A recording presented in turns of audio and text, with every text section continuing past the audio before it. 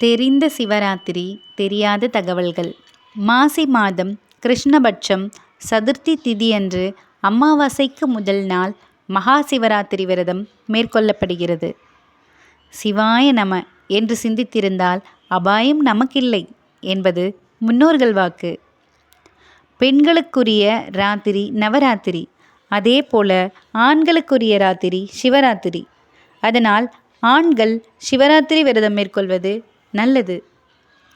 சிவராத்திரி அன்று நள்ளிரவு 11:30 மணி முதல் 1 மணி வரை உள்ள காலம் லிங்கோத்பவர் காலமாகும். இந்த நேரத்தில் சிவ வழிபாடு செய்வது நற்பலன்களை அள்ளித்தரும்.